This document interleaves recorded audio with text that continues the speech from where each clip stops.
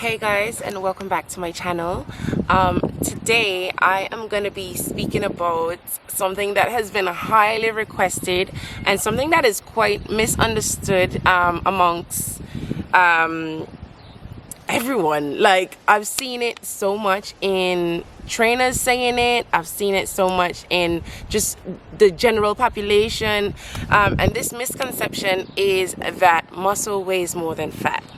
All right, I know you've heard this so many times. I know it's confused you so many times because I recently did a poll on my Instagram, and I will put the results up somewhere on the screen, but so many women said that muscle weighs more than fat.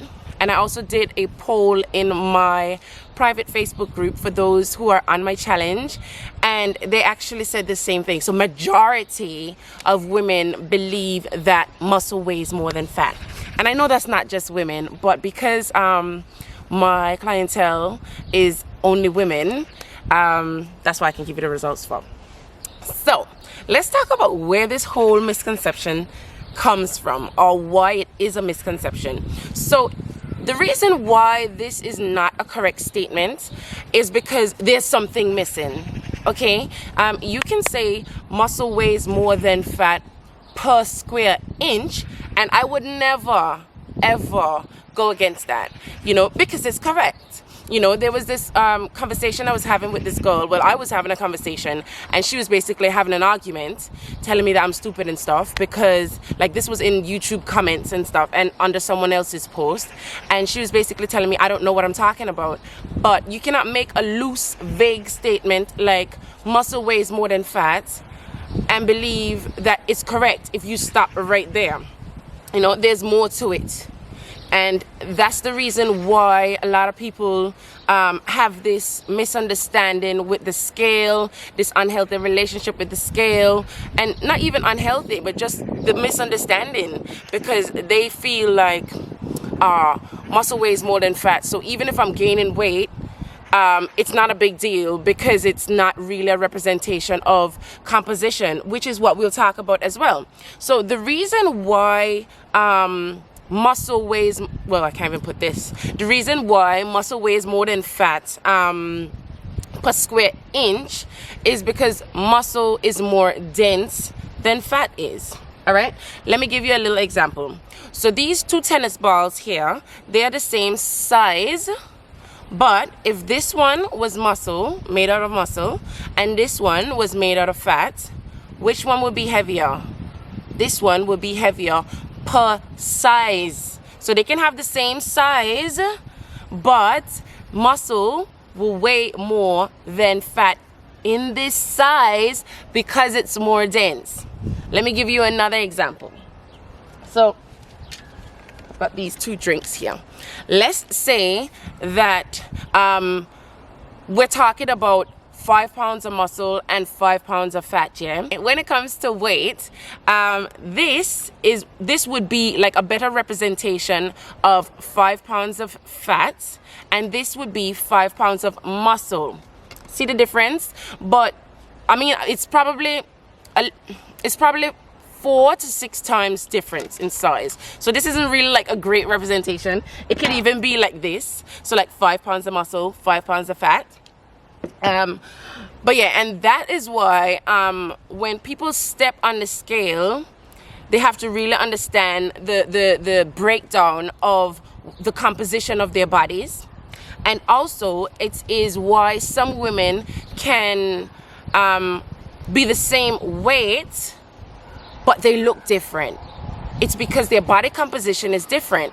So if you are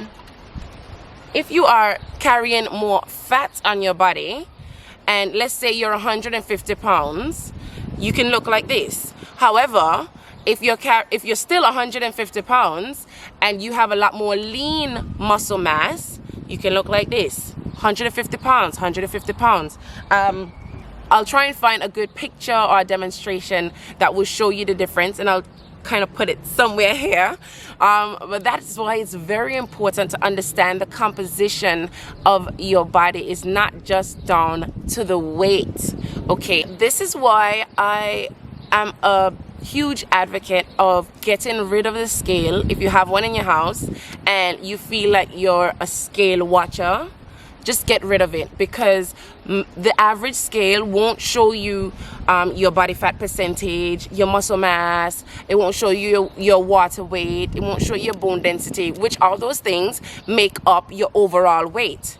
Okay, so if you're on a program, for example, which I've had many examples of this, and there are women who are so used to looking at the scale, monitoring what number is on there, and let's say 2-3 weeks in, and they haven't seen a difference in the number. They might have actually seen the number go up, but they're not really monitoring their progress other than on the scale. You can get demotivated, you can lose interest and all that kind of stuff, and that's why it's important to take pictures. I swear by it. So taking pictures at the beginning of your journey, and let's say bi-weekly, even weekly is great, because you will see differences in your body, and try on something that you would like to fit into, or measure yourself in terms of the circumference of your waist, the circumference of your hips, your arms, taking measurements, taking pictures, and trying on different clothes. That's the way we measure progress. And looking in the mirror, you know what I'm saying? Because you may lose focus, and you may miss out on the things that you actually should be celebrating if you're so focused on the scale. The scale is not going to give you that true representation of what it is that you should be celebrating. Most women want to lose size. They want to look sexier. They want to look leaner. They want to get rid of that belly fat. If you're gaining muscle mass at the same time and you're losing body fat, the thing is, you may get a bit confused because you're solely looking at the scale rather than looking at the size that you're losing. You can definitely be going down in dress sizes and building muscle at the same time. So if you're looking at the scale, you're a bit confused. You can be a bit deflated. You can be a bit unmotivated or demotivated by what it is that you're seeing on the scale. So ladies, F the scale. We don't worry about the scale around here. I'd say maybe you can weigh yourself once a month, once every 2 months, without panicking. Because if you're taking measurements, if you're taking pictures, and you're really looking at the other ways in which you're benefiting from your fitness journey, you won't be worried about the scale. Trust me. Yeah, when you think about it, right, and you're on a fitness journey, what would you prefer? Would you prefer to look better, or would you prefer to weigh less? Like, what is really more important to you? And that's what you have to think about. What are you going to brag and tell your friends? Oh, I've lost 7 pounds. Or, look at me, I've lost 2 dress sizes. You're going to feel way more confident being able to say that you've lost dress sizes rather than a number on the scale. Because that doesn't really mean much to the average person. However, someone else can relate to you dropping 2 dress sizes. And then you're going to feel more confident, and then, the cycle continues. You continue to do better and feel better and explore more things in your fitness journey.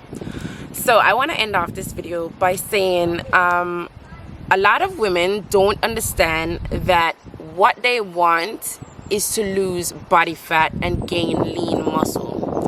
Most women will just say, I want to lose weight, but they don't really understand the proper terminology. And that's why it's so important for us as professionals to really get the word out there, let women know it's okay to say that I want to gain sexy lean muscle. I want to lose body fat. We shouldn't be shying away from those words.